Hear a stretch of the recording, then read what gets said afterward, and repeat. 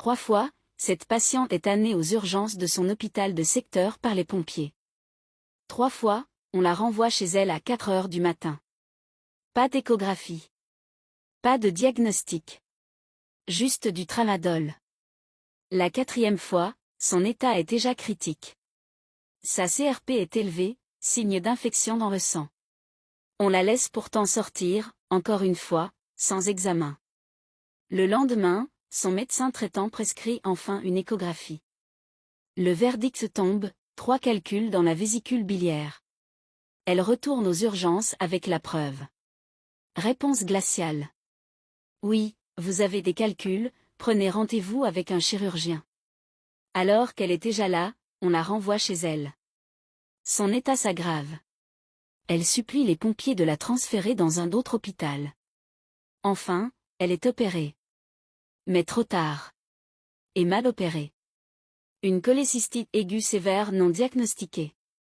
Un abcès passé de 3 à 7 cm. Des calculs jusque dans le cholédoque. Un choc septique massif, CRP, Car 130. Et c'est là que le scandale est total. Le chirurgien qui l'avait opéré a 3 semaines en vacances. Le comité des chirurgiens de l'hôpital et cette médecin refuse de la reprendre, par solidarité. On ne repasse pas derrière ce chirurgien car il a de gros problèmes judiciaires. Pendant ce temps, la patiente lutte contre une infection généralisée. Aux urgences, on tente de la soigner avec de simples amoxicillines. Et on la renvoie chez elle. Elle réclame un traitement plus fort. On lui donne du ceftriaxone, Rosfine, en intraveineuse mais ses veines affaiblies ne voulaient plus rien du coup le pharmacien a changé le traitement à la demande de l'infirmière il fallait de la tazocilline, le vrai traitement recommandé. Mais introuvable en pharmacie traitement exclusivement hospitalier. Résultat, traitement insuffisant, infection mal contrôlée.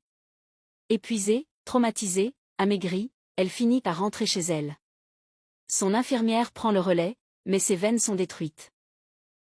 Le traitement est changé en intramusculaire.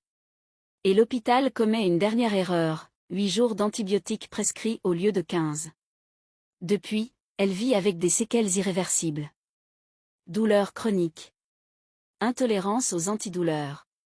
Réaction comparable à une cirrhose médicamenteuse.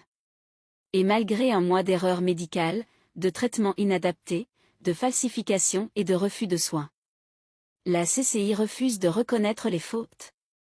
Mais encourage la patiente à porter plainte contre les médecins responsables. Une patiente détruite. Un comité médical qui protège ses propres membres au lieu de protéger ses patients. Et une vérité qui doit être entendue. Ça met clairement en lumière le comité des chirurgiens comme un acteur central du scandale.